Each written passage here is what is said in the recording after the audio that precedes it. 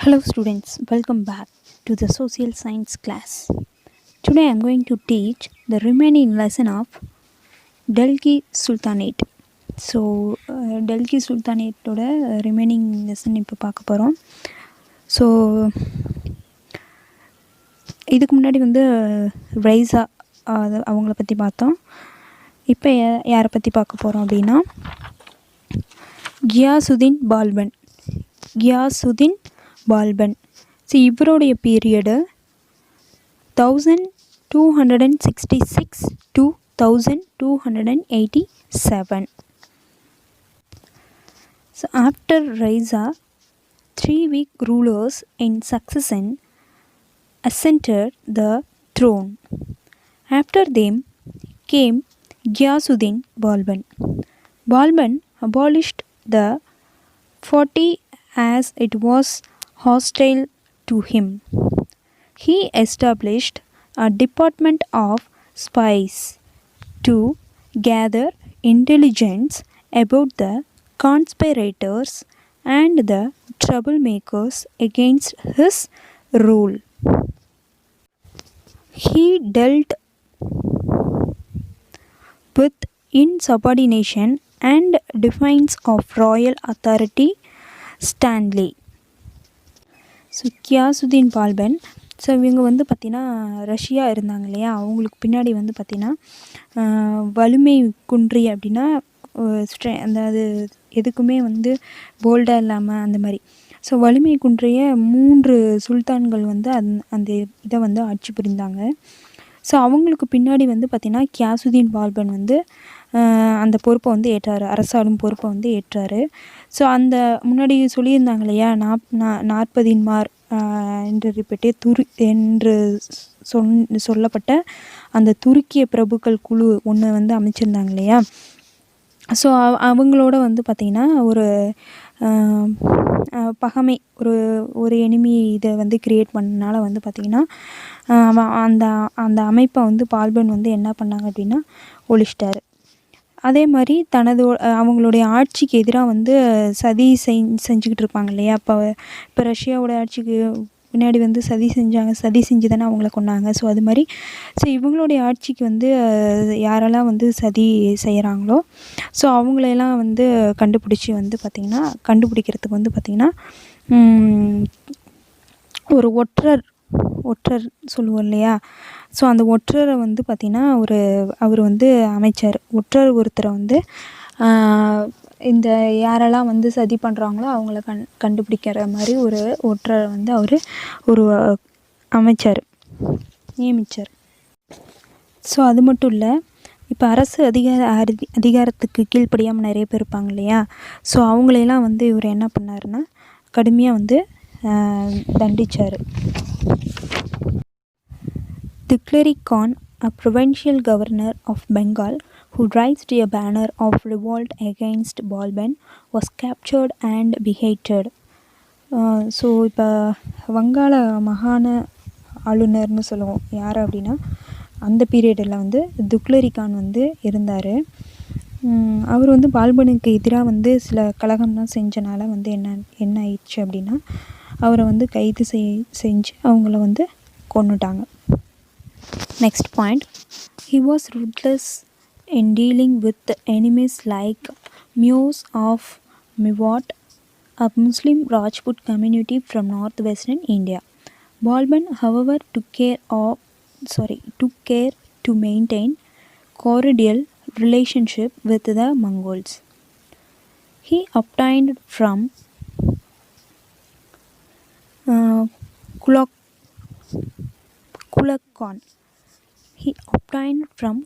Khan, a grandson of Genghis Khan, and the Mongols' victory in Iran. The assurance that Mongols would not advance beyond Sutlej. So இப்போ வந்து பார்த்திங்கன்னா அவருடைய எதிரின்னு யாரை சொல்கிறாங்க அப்படின்னா மியோக்களை சொல்கிறாங்க. அவங்க வந்து மிவாட்டை வந்து சேர்ந்தவங்க. ஸோ எங்கே அப்படின்னா வடமேற்கு இந்தியாவை சேர்ந்த அந்த ராஜபுத்திர முஸ்லீம் இனத்தினர்னு சொல்லுவோம் இல்லையா, அவங்கள தான் சொல்கிறாங்க. ஸோ ஆனால் அவங்கக்கிட்டலாம் வந்து பார்த்திங்கன்னா ரொம்பவே கருணை இல்லாமல் வந்து இவர் நடந்துக்கிட்டார் பால்பன். பட் இருந்தாலும் அந்த மங்கோலியர்களோட கூட வந்து பார்த்திங்கன்னா ஒரு நல்ல ஒரு ரிலேஷன்ஷிப்பை மெயின்டைன் பண்ணார். அடுத்தது வந்து பார்த்திங்கன்னா செங்கிஸ்கானுடைய கிராண்ட்சன் பேரன், அவங்களுடைய பேரனும் ஈரானில் இருக்க மங்கோலிய வைஸ்ராயும் வைஸ்ராயன்னு சொல்லுவாங்க. யார் அப்படின்னா குலகுகான் அப்படிங்கிறவரை.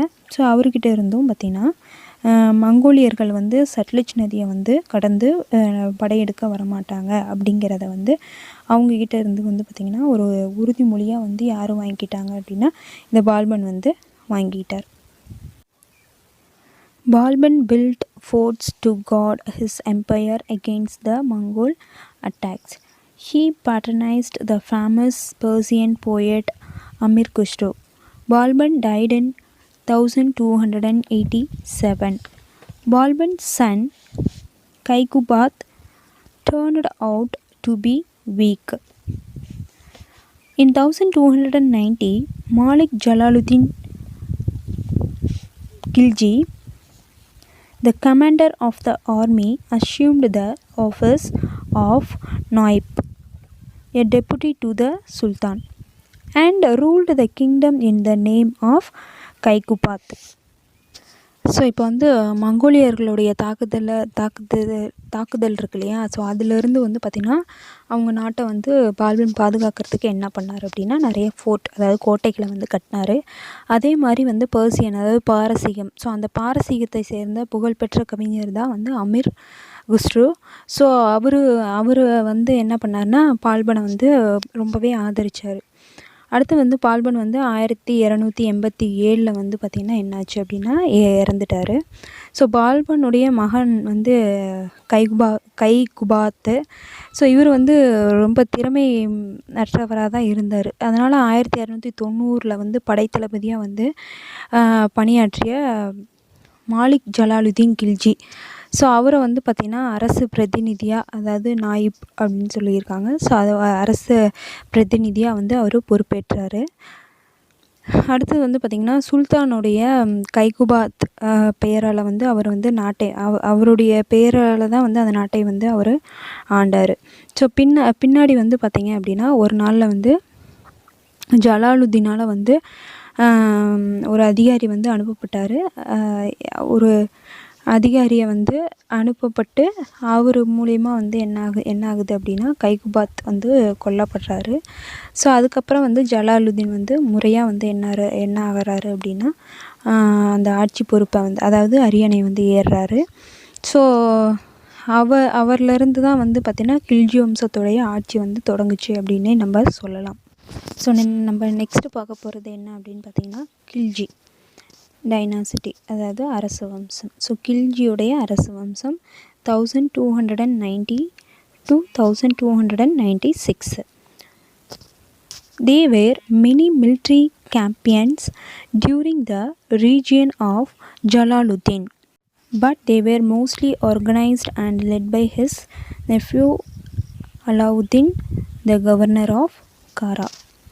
One significant military expedition was against the Deccan Kingdom, Devagiri. So இப்போ வந்து பார்த்திங்கன்னா ஜலாலுத்தீன் கில்ஜி, ஸோ 1296 1316 வரைக்கும் அவருடைய ஆட்சி. ஸோ இந்த ஜலாலுத்தீனுடைய ஆட்சியின் போது வந்து பார்த்திங்கன்னா நிறைய படையெடுப்பு வந்து அவங்க மேற்கொண்டுட்டு இருந்தாங்க.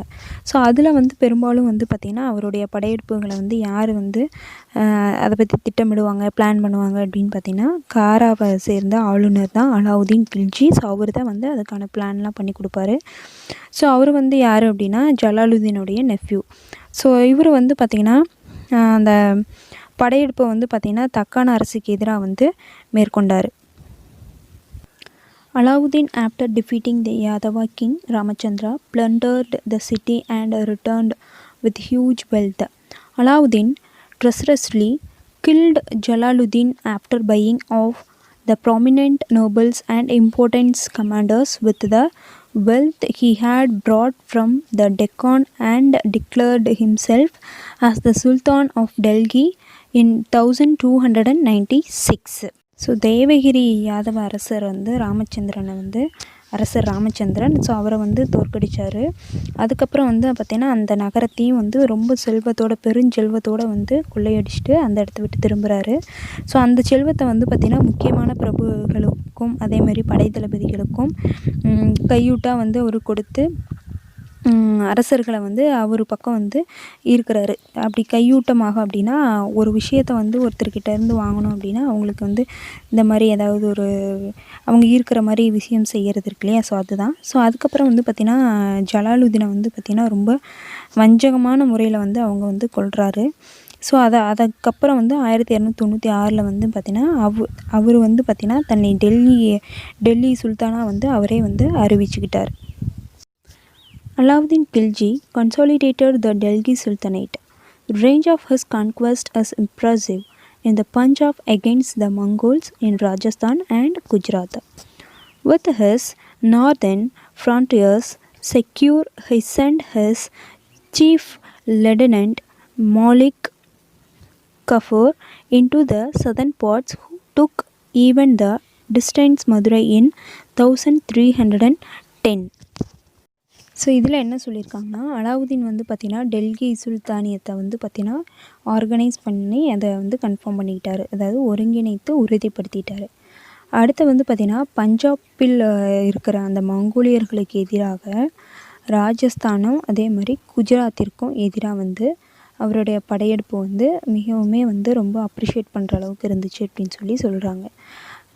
அவருடைய வட எல்லையோட பாதுகாப்பை வந்து அவர் வந்து கன்ஃபார்ம் பண்ணதுக்கப்புறம் இது வரைக்கும் நம்மளுடைய எல்லை அப்படிங்கிறத உறுதி செஞ்சதுக்கப்புறம் வந்து பார்த்திங்கன்னா வட எல்லைகளின் பாதுகாப்பை உறுதி செஞ்சதுக்கப்புறம் அவருடைய தலைமை தளபதி வந்து மாலிக் கபூர். ஸோ அவரை வந்து 1310 வந்து பார்த்திங்கன்னா என்ன பண்ணார் அப்படின்னா தென்புலத்தோட வெகு தூரம், அதாவது ரொம்ப லாங்கில் இருக்க மதுரை வரை வந்து பார்த்திங்கன்னா அவர் படையெடுக்க சொல்லி அவர்கிட்ட அவர் சொல்லியிருக்கார். ஸோ அதுக்கப்புறம் வந்து பார்த்திங்கன்னா இவருடைய மேலாதிக்கத்தை வந்து அலாவுதீனுடைய மேலாதிக்கத்தை வந்து இவங்க எல்லாருமே ஏற்றுக்கிட்டாங்க. யாரெல்லாம் அப்படின்னா தேவகிரி, யாதவர், அதே மாதிரி துவார சமுத்திரத்துடைய ஹைசாலர், வாரங்கல், காகதியர், ஸோ மதுரை பாண்டியர், ஸோ இவங்க எல்லாருமே வந்து அலாவுதீனுடைய மேலாதிக்கத்தை வந்து அவங்க ஏற்றுக்கிட்டாங்க. So next one sack of Chittor. So I am going to explain this directly in Tamil because the time management. ஸோ சித்தூரில் இருக்க ராஜபுத்திர படைகளை வந்து அலாவுதீன் படைகள் வந்து ரொம்ப கொடூரமான முறையில் வந்து எப்படியும் தோற்கடிச்சிருவாங்க அப்படிங்கிற பயத்தில் அந்த சூழலில் வந்து என்ன பண்ணாங்க, ஸோ அந்த கோட்டைக்குள்ளே இருந்த ஆண் பெண் 2 பேருமே வந்து அவங்களுடைய பண்டைய மரபை வந்து ஃபாலோ பண்ணாங்க. என்ன அப்படின்னா ஜௌஹர் அப்படிங்கிற சடங்கை வந்து அவங்க நடத்திக்கிட்டாங்க. எப்படி அப்படின்னா அங்கே இருக்கிற ஆண்கள் வந்து பார்த்திங்கன்னா கோட்டையை விட்டு வெளியே போய் போர்க்களத்தில் வந்து இறந்து போகிறது. பெண்கள் வந்து என்ன பண்ணிடுவாங்க அப்படின்னா அவங்களுக்கு தாங்களாகவே வந்து நெருப்பில் விழுந்து இறந்து போகிறது. ஸோ இதை தான் அவங்க வந்து ஜௌஹர் அப்படிங்கிற சடங்குன்னு சொல்லி இதில் சொல்லியிருக்காங்க. Next point, Alauddin's political and administrative reforms were as impressive as his military conquest. Alauddin undertook a survey of the agrarian resources around his capital and fixed a standard revenue demand. He entrusted the task of collecting the revenue to the military officers. This measure deprived the local chiefs and rajas of their time memories privilege. So இதில் வந்து என்ன சொல்லியிருக்காங்கன்னா அலாவுதீனுடைய படையெடுப்புகளைப் போலவே வந்து பார்த்திங்கன்னா அவருடைய அரசியல் நிர்வாகம் சீர்திருத்தம் வந்து ரொம்ப அப்ரிஷியேட் பண்ணுற மாதிரி இருந்துச்சுன்னு சொல்கிறாங்க. அடுத்தது வந்து டெல்லியை சுற்றி இருக்கிற அக்ரீரியன் கொடுத்துருக்காங்க இல்லையா, அதாவது அக்ரிகல்ச்சர்.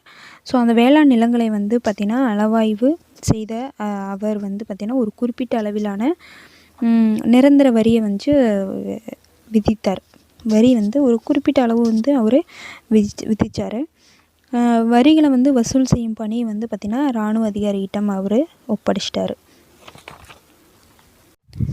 ஸோ இது வந்து பார்த்திங்க அப்படின்னா அந்த நிர்வாக மாற்றத்தால் வந்து பார்த்திங்கன்னா அந்த உள்ளூர் தலைவர்கள் இருப்பாங்க இல்லையா அவங்க, அதாவது குறுநில மன்னர்கள்னு சொல்லுவாங்க இல்லையா, காலகாலமாக தங்கள் வந்து அனுபவித்து வந்த அந்த உரிமைகளை வந்து பார்த்திங்கன்னா அவங்க இழந்துட்டாங்க அப்படின்னு இதில் வந்து சொல்லியிருக்காங்க. Alauddin established a system of forced procurement of food grains for Delhi and other garrison centers. The procurement prices were fixed and grain collected as tax was stored in state granaries. In order to ensure the enforcement of his new regulations, he employed spies who were responsible to report to him directly. So என்ன சொல்கிறாங்க இதில் அப்படின்னு பார்த்திங்கன்னா, டெல்லியிலும் அதே மாதிரி மற்ற இடத்துலையும் வந்து பார்த்திங்கன்னா அவங்களுடைய படைப்பிரிவுகளுக்கு வந்து பார்த்திங்கன்னா கட்டாயமாக உணவு தானியம் வந்து கொள்முதல் வந்து முறையை வந்து அவர் அறிமுகம் செஞ்சார். ஸோ அந்த கொள்முதல் விலை வந்து பார்த்திங்க அப்படின்னா ப்ரைஸு சுல்தானால் வந்து நிர்ணயம் செய்யப்பட்டது. ஸோ அந்த வரியாக வசூலிக்கப்பட்ட தானியம் வந்து பார்த்திங்கன்னா அரசாங்க பண்டகசாலையில் வந்து சேமிக்க வச்சது. ஸோ அது அவருடைய புது சட்டத்திட்டம் வந்து நடைமுறைப்படுத்துவதை வந்து அவர் உறுதி செஞ்சுக்கிட்டார். அதுக்கு வந்து பார்த்திங்கன்னா சில ஒற்றர்களை வந்து அவர் வந்து நியமித்தார். ஸோ அந்த ஒற்றர்கள் வந்து நேரடியாக வந்து பார்த்திங்கன்னா சுல்தான்கிட்ட போயிட்டு என்ன நிலவரம் என்ன நிலைமை அப்படிங்கிறத அவங்க ரிப்போர்ட் பண்ணி. Alauddin died in 1316. The failure of his successors to retain power led to the seizure of power by Ghiyasuddin Tughlaq, who founded the Tughlaq dynasty. Alauddin வந்து 1316 வந்து பார்த்திங்கன்னா இயற்கையாக வந்து இறந்துடுறாரு. ஸோ அவருடைய அதிகாரத்தை வந்து பார்த்திங்கன்னா தக்க வச்சுக்க முடியல. ஏன்னா அவர் வந்து தோல்வி விட்டுறது தான் அதுக்கான காரணம். கியாசுதீன் துக்ளக் வந்து அதிகாரத்தை கைப்பற்றி துக்ளக் அரசோட வம்சத்தை வந்து பார்த்திங்கன்னா அவர் ஆட்சிக்கு அடிக்கல் வந்து நாட்டினார் Tughlaq.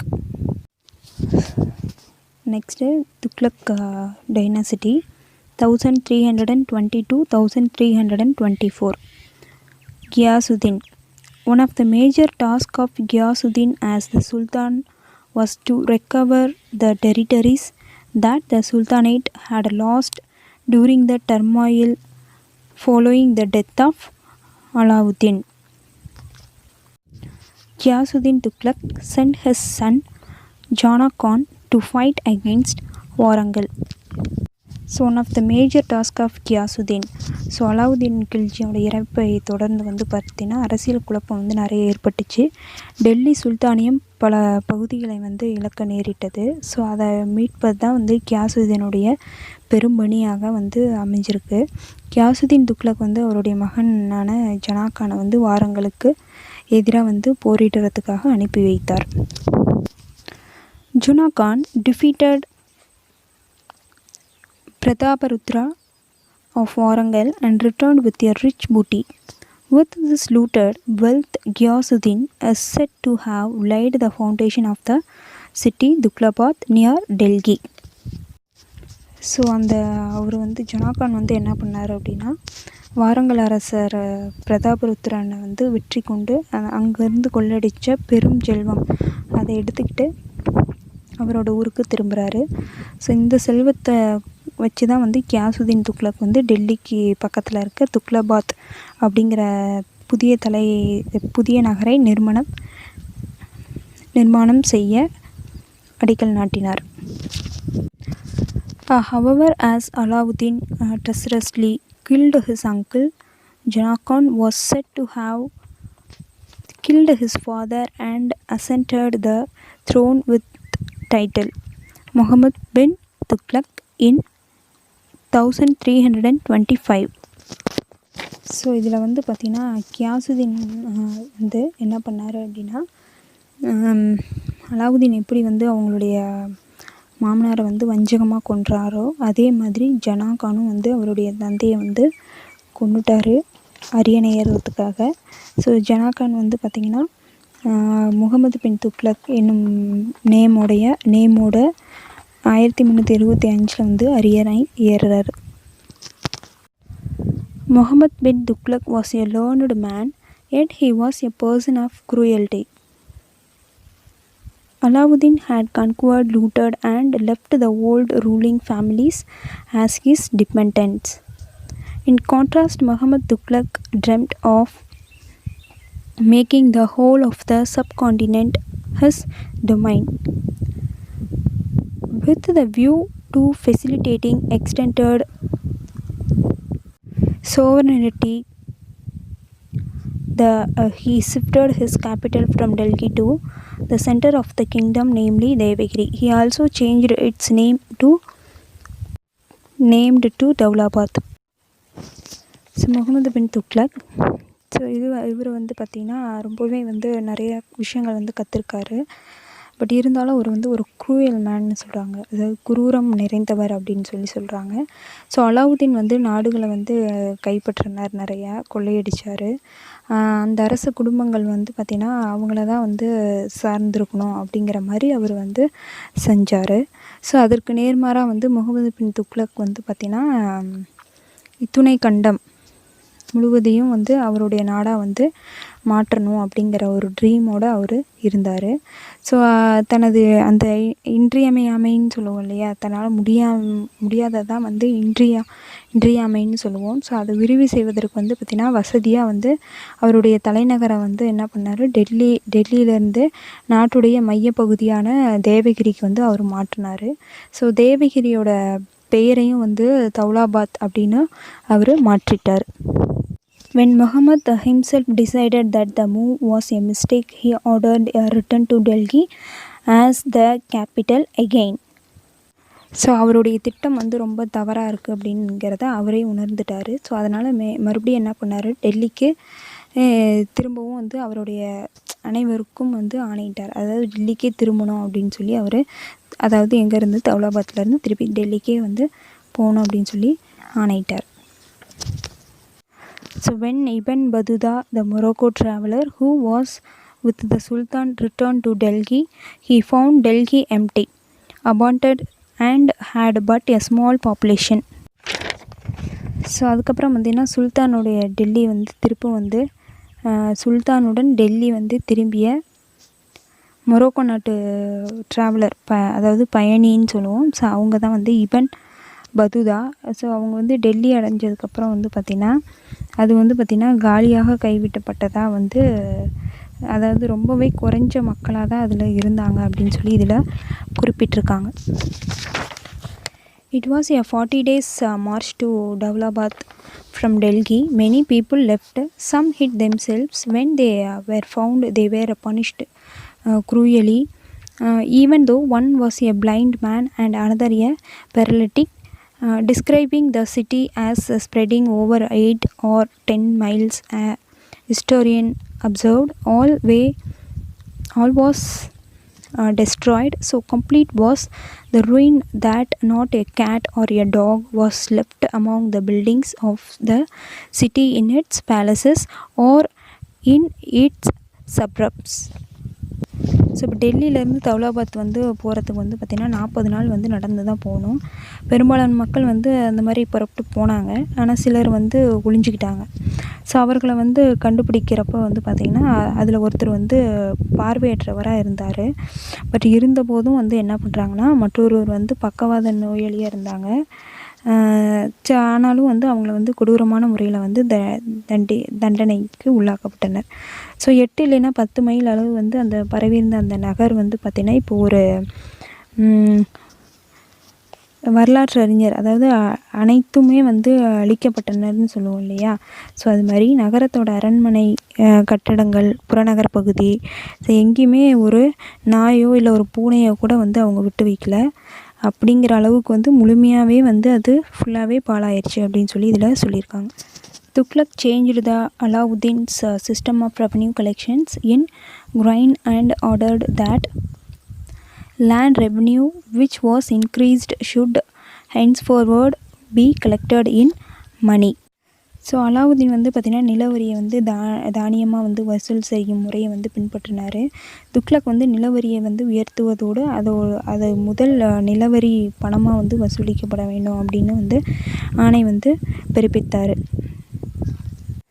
This proved distress during famines when he discovered that the stock of coins and silver was inadequate for mining.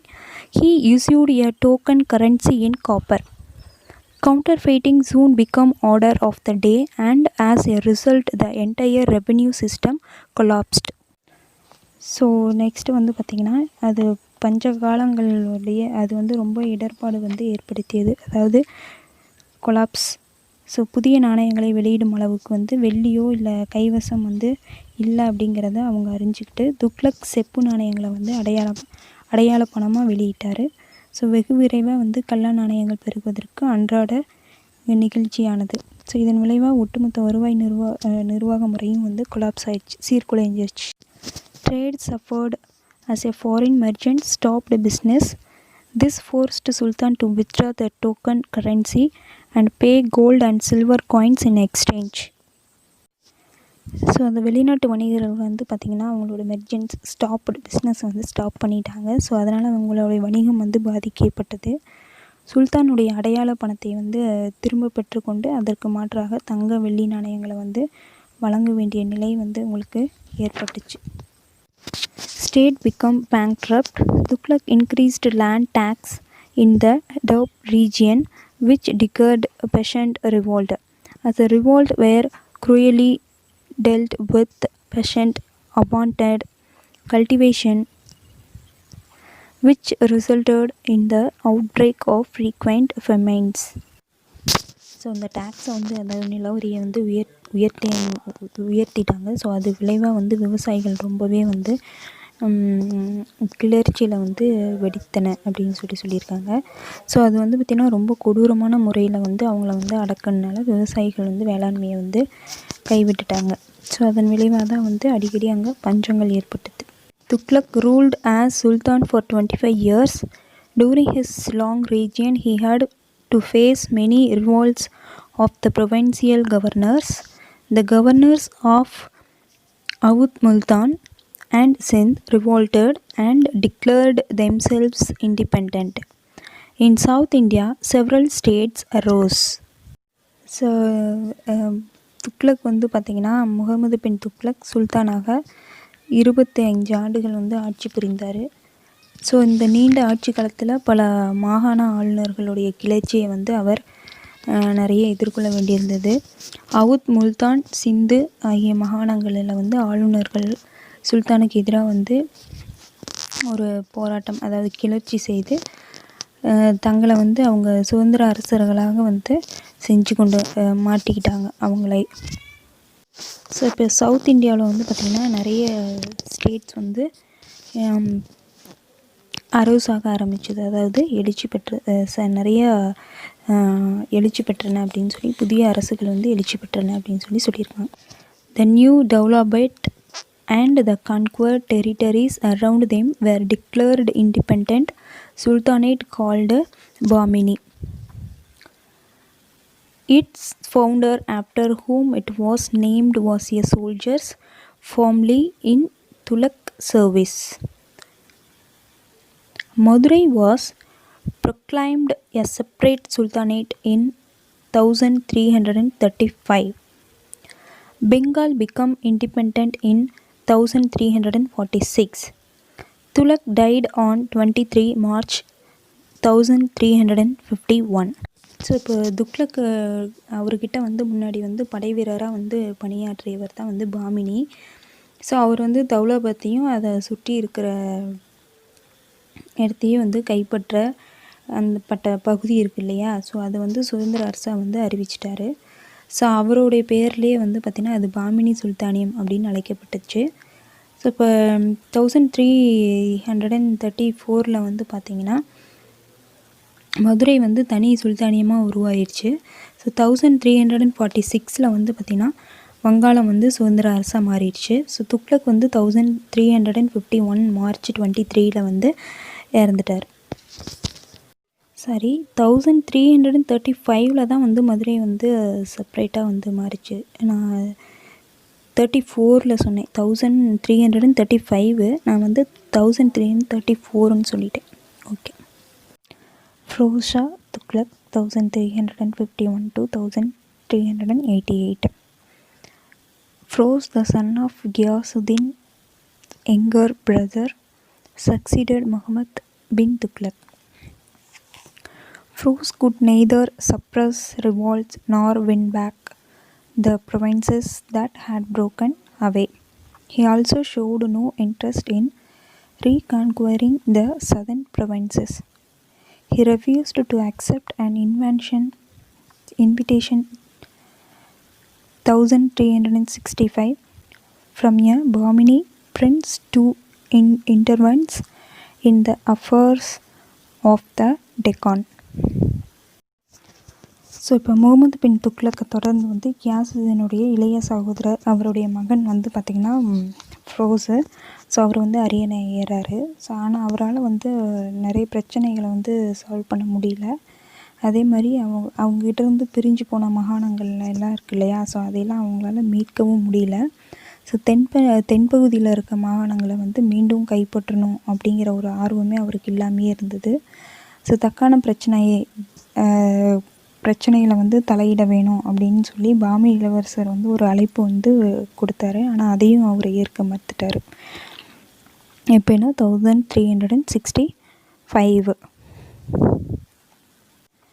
Firoz rewarded Sufi and other religious leaders generously and listened to their advice. He also created charities to aid poor Muslims, built colleges and hospitals. He adopted many humanitarian measures. He banned inhuman punishments and abolished taxes not recognized by Muslim law. Sufi ஞானிகளுக்கும் அதே மாதிரி ஏனைய மத தலைவர்களுக்கும் வந்து ஃபிரோஸ் வந்து தாராள மனசோடு வந்து பரிசெல்லாம் வழங்கி கௌரவிப்பார். அறிவுரைகளுக்கு வந்து செவிமடுத்தார், அதாவது காது கொடுத்து கேட்பார். ஸோ ஏழை முஸ்லீம்களுக்கு வந்து உதவுவதற்கு நிறைய அறக்கட்டளை வந்து அவர் நிறுவினார். கல்லூரி, காலேஜஸ்ஸு, ஹாஸ்பிட்டல்ஸு, மசூதி ஆல்சோ வந்து அவங்க வந்து கட்டி கொடுத்தாரு. அதே மாதிரி பல மனிதாபிமான நடவடிக்கைகளெல்லாம் வந்து அவர், அதாவது இப்போ நிறைய வந்து தண்டனை வந்து ரொம்ப சிவியராக கொடுப்பாங்க இல்லையா, ஸோ அதையெல்லாம் வந்து ஒழித்தாங்க. ஸோ சட்டங்களால் அங்கீகரிக்கப்பட்ட வரிகளை வந்து அவர் ரத்து செஞ்சார். ஸோ லாஸ்ட் பாயிண்டில் சொல்லியிருக்காங்க பாருங்கள், அவர் அக்ரிகல்ச்சரை வந்து ப்ரொமோட் பண்ணியிருக்காரு. அதே மாதிரி அதுக்கு தேவையான, அதாவது கன்ஸ்ட்ரக்டிங் மெனி கெனல்ஸ் ஃபார் இரிகேஷன் அப்படின்னா வந்து நீர்ப்பாசனம். ஸோ நீர்ப்பாசன கால்வாய்களை வந்து வெட்டி வேளாண்மையை வந்து அக்ரிகல்ச்சரை வந்து மேம்படுத்தியிருக்காரு. He laid out 1200 new gardens and restored 30 old gardens of Alauddin Khilji. He had built new towns such as Firozabad, Janpur, Hisar, Firozpur. That's all. Despite adopting a peaceful approach and taking efforts to organize the Sultanate well, he had to spend his last days in unhappiness. His own son Muhammad Khan revolted against him and Firoz Shah died in September 1388 at the age of 83. So 1200 வந்து புதிய தோட்டங்கள்லாம் வந்து அவர் உருவாக்குனார். அது மட்டும் இல்லை, அலாவுதீன் கில்ஜியோட காலத்தை சேர்ந்த 30 பழைய தோட்டங்கள் இருந்திருக்கும் இல்லையா, ஸோ அதையும் வந்து ரீஸ்டோர் பண்ணார். அதே மாதிரி பிரஷோபாத், ஜான்பூர், ஹிசார், பிரஷுப்பூர், ஸோ இந்த மாதிரி புதிய நகரங்களெல்லாம் வந்து அவர் நிர்மாணித்தார். ஸோ சுல்தானியத்தை வந்து கட்டி காக்கிறதுக்கு வந்து அமைதியான முறையில் பல முயற்சிகளை வந்து ஒரு ஸ்டெப் எடுத்திருக்காரு. ஸோ இருந்தாலும் பிரஷா துக்ளக் இறுதி நாட்களில் வந்து மகிழ்ச்சி வந்து இல்லாமல் தான், அதாவது அன்ஹாப்பினஸ்னாக தான் இருந்தார். அவருடைய மகன் வந்து என்ன பண்ணாருன்னா முகமது கான் தந்தைக்கு எதிராக வந்து சில கிளர்ச்சியெல்லாம் செஞ்சுருக்காரு. ஸோ 1388 வந்து 83வது வயசில் வந்து அவர் இயற்கையை வந்து எய்தினார். இயற்கையாக வந்து டெத் ஆயிட்டார். ஸோ அதில் வந்து துக்ளக்குடைய டைனாஸ்டி வந்து கொடுத்துருக்காங்க, அதாவது துக்ளக்குடைய பேரரசு. அது பாருங்கள், இந்த பிளேஸ் எங்கே இருக்குது அப்படிங்கிறத பாருங்கள். Timur இன்வாஷன். The sacking of massacre by Tamerlan or Timur of Delhi came a decade after Firoz Shah Tughlaq died. As a ruler of the region around Samarkand in Central Asia, Timur had occupied some parts in the northwest of India. Taking advantage of India's weakness, he entered India in December 1398 and plundered Delhi. So Firoza Tughlaq வந்து இறந்ததுக்கப்புறம் ஒரு 10 ஆண்டுகள் கழித்து வந்து பார்த்திங்கன்னா தாமர்லைன் அப்படின்னு அழைக்கப்பட்ட Timur டெல்லியை வந்து தாக்கி அதை வந்து சூறையாடி பெரும் ஒரு படுகொலையை வந்து அவர் வந்து அரங்கேற்றினார். ஸோ மத்திய ஆசியாவில் வந்து சாமர்கண்ட் அதே மாதிரி அதை சுற்றியுள்ள பகுதியை வந்து தைமூர் வந்து ஆட்சி செய்தார். ஸோ வட இந்தியாவிற்கு மேற்கில் இருக்க சில இடங்களையும் வந்து அவர் கைப்பற்றினார். ஸோ இந்தியாவினுடைய வலிமையின்மையை வந்து அவருக்கு சாதகமாக்கி கொண்டு இந்தியாவிற்குள்ளே வந்து படையெடுத்து நுழைஞ்சு படையெடுத்து 1398 டிசம்பர் மாதத்தில் வந்து பார்த்திங்கன்னா டெல்லியை கைப்பற்றுவதற்கு வந்து பார்த்திங்கன்னா தச்சு வேலை செய்வோர், அதே மாதிரி கட்டடக்கலைஞர்கள், அதே மாதிரி இந்திய கைவினை கலைஞர்கள்னு சொல்லுவோம் இல்லையா, ஸோ அவங்க எல்லாத்தையுமே அவர் கூட அழைச்சி சென்றார். So Punjab besides the Delhi city was the province that suffered most by Timur, apart from carrying huge wealth in the form of gold, silver, jewels, also took along Indian artisans like carpenters and masons to work on monuments in Samarkand. So இது ஒரு meaning முன்னாடியே சொன்னேன் இல்லையா, so நிறைய யாரெல்லாம் வந்து அவர் கூட அழைச்சி சென்றாங்க அப்படிங்கிறது தான் இங்கே கொடுத்துருக்காங்க. Next Sayyid dynasty. Though the Sultanate fragmented into a number of independent kingdoms, it endured for the 114 years more till the Mughal invasion. Before leaving Delhi, Timur had left behind his representative Gisar Khan as the governor of the territories he had conquered, Delhi, Meerut and Punjab. He founded the Sayyid dynasty in 1414, which lasted till 1451. The last ruler of his dynasty, Alauddin Alam Shah, abdicated the throne in 1451. This gave Bahlul Lodi, then the governor of Srhind Punjab, the opportunity to become the new Sultan of Delhi, leading to the establishment of Lodi dynasty. So Syed அரச வம்சம்னு சொல்லுவோம் தமிழில். 1414 1451 வரைக்கும் டெல்லி சுல்தானியை வந்து பல சுதந்திர அரசராக வந்து சிதறி போயிருக்கு. இருந்தாலும் முகலாயர்களுடைய படையெடுப்பு வரை வந்து பார்த்திங்கன்னா 114 ஆண்டுகள் வந்து ஓரளவுக்கு தாக்கு பிடிச்சிருந்துச்சு அப்படின்னு சொல்கிறாங்க. ஸோ டெல்லியை விட்டு போகிறதுக்கு முன்பாகவே வந்து தைமூர் வந்து என்ன பண்ணார்னா அவர் கைப்பற்றிய பகுதியை வந்து, அதாவது எந்தெந்த பகுதினா டெல்லி, மீரட், பஞ்சாப், ஸோ இதெல்லாம் வந்து பார்த்திங்கன்னா கிசிர்கான் அப்படின்னு தனது ஒரு பிரதிநிதி அவரை வந்து பார்த்திங்கன்னா ஆளுநராக வந்து நியமிச்சுட்டு போயிட்டார். ஸோ அவர் வந்து பார்த்திங்கன்னா 1414 வந்து சையத அரச வம்சத்தை வந்து தோற்றுவித்தார். அந்த அரசோட வம்சம் வந்து 1451 வரை வந்து அது நீடிச்சிச்சு.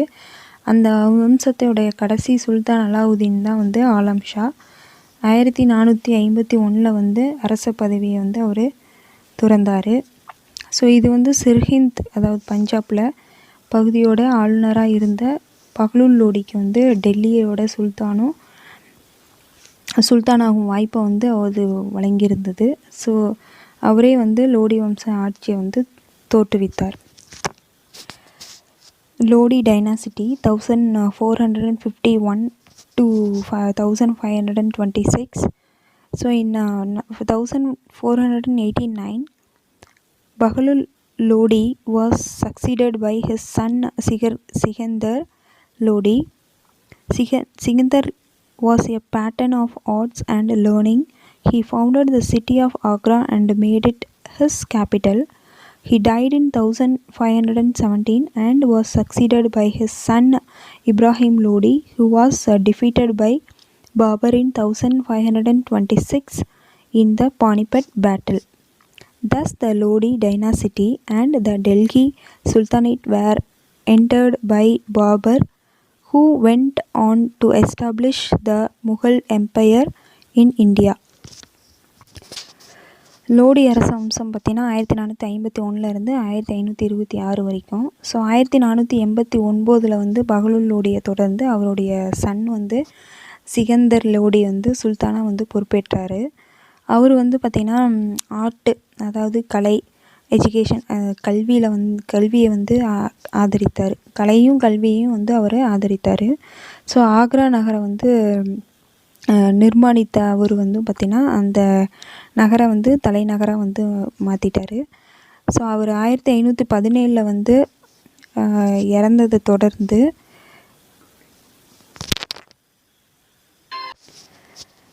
அவர் இறந்ததுக்கப்புறம் அவருடைய பையன், அதாவது மகன் வந்து பார்த்திங்கன்னா இப்ராஹிம் லோடி தான் வந்து அரச பதவி ஏற்றிருக்கிறாரு. ஸோ இப்ராஹிம் லோடி வந்து 1526 வந்து பானிபட் போரில் பாபரால் வந்து தோற்கடிக்கப்படுறாரு. ஸோ இந்த மாதிரி தான் வந்து லோடி அரச வம்சத்திற்கு வந்து டெல்லி சுல்தானேத்திற்கும் முற்றுப்புள்ளி வைத்த பாபர் முகலாய பேரரசை வந்து நிறுவினார்.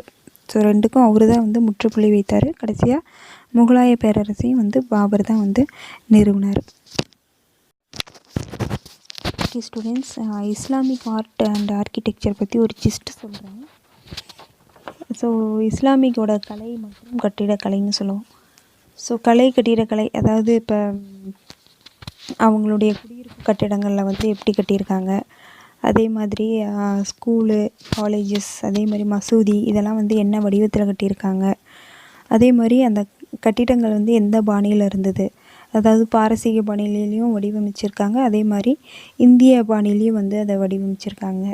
ஸோ அந்த கட்டிடத்தோடைய அந்த கதவுகள், சுவர்கள் இதெல்லாம் வந்து எப்படி இருந்தது அப்படிங்கிறத பற்றி தான் இதில் கொடுத்துருக்காங்க. ஸோ அதே மாதிரி மசூதி நிறைய வந்து இதில் மசூதிகள் வந்து நிறைய வந்து அமைச்சிருக்காங்க. ஸோ அதை பற்றி இதில் சொல்லியிருக்காங்க. ஸோ இப்போ பார்த்தோம் இல்லையா, பாரசீக பாணியிலையும் அதே மாதிரி இந்திய பாணியிலையும் வந்து அதை அமைஞ்சிருக்கு அப்படின்னு சொல்லி பார்த்தோம் இல்லையா. ஸோ அது எந்த மாதிரி இதெல்லாம் வந்து அந்த இதில் அமைஞ்சிருக்கு அப்படின்னா, இப்போ மசூதி, இஸ்லாம் மசூதி, மோத்தி மசூதி, இல்துமிஸு, அதே மாதிரி பால்பன் அவங்களுடைய கல்லறை, தௌலாபாத்து, புரோஷாபாத்து, ஸோ இந்த மாதிரி இடத்துல இருக்க எல்லாமே வந்து இந்த பாணியில் தான் வந்து அமைஞ்சிருந்துருது. ஓகே ஸ்டூடெண்ட்ஸ், இந்த லெசன் கம்ப்ளீட் ஆகுது. Thank you. We will see in the next class.